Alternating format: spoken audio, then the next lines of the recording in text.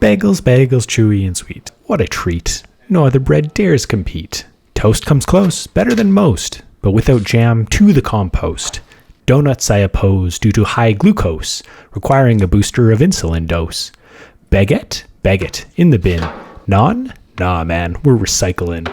Biscuits crumbly as Nutri-Grain bars, no better are scones, sickly as czars. Sourdough too dense, likewise pumpernickel. Cornbread was better as a vegetable. Tortillas are dependent upon their filling. Pitas secrete, causing messy spilling. Muffins and banana bread wannabe cakes, pretending to be healthy but fail as fakes. Yes, it's clear there is no competition for a classic bagel made in tradition. This is a bagel.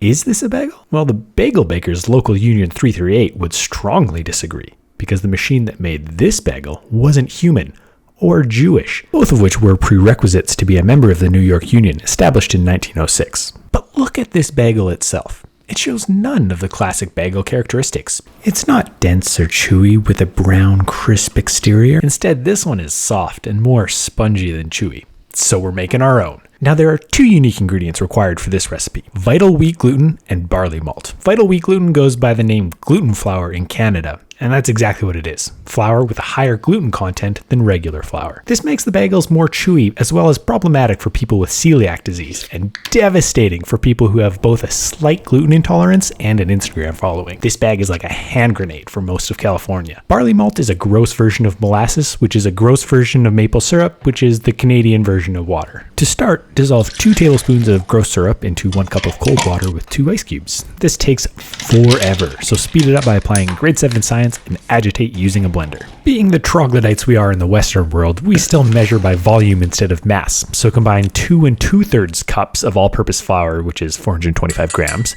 4 teaspoons or 20 grams of vital wheat gluten, and 2 teaspoons or 10 grams of instant yeast.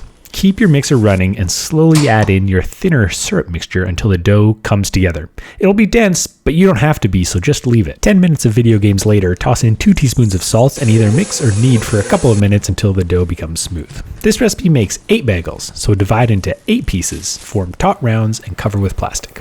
Let the hella amount of gluten in the dough act like a Polaroid and develop. Okay, that's not a good joke. Cut that joke. 15 minutes of video games later, it's time to shape the bagels. Do this however you want. It really doesn't matter. But the traditional style is to flatten the round into a thin rectangle, then roll the dough onto itself until it forms a cylinder. Make a twisting motion with your empty hands as if you're wringing out a sponge. Then grab both ends of the cylinder. Remember, you're not supposed to wring out sponges, and reverse the motion so the cylinder spins into a twist. Wrap the twist around your hand, wet both ends of the cylinder, and push them together. Or just skip this and form them into a ring. Lay gently on a cornmeal-laden tray and tuck them in for a full night's sleep. But in the fridge, because unlike our commercial bagel, which rows warm for 40 minutes, authentic style needs to cold ferment for 24 hours. Heat your oven to 230 degrees based on the scale developed by Dr. Anders Celsius. 450 degrees if you follow the scoundrel Mr. Dan Fahrenheit. As we all know, bagels are the only bread product to be boiled prior to baking. So mix together a big pot of water, a 1/4 cup of sugar, and a tablespoon of baking soda.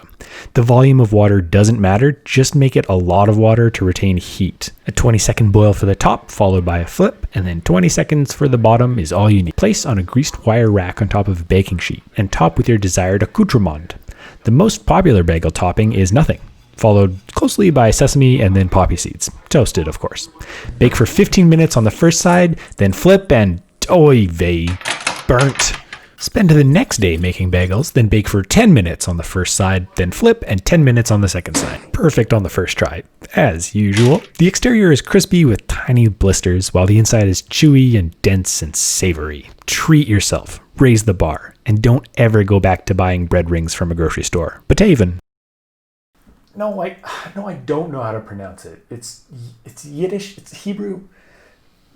Hebrew for bon appetit, which is French for good eats.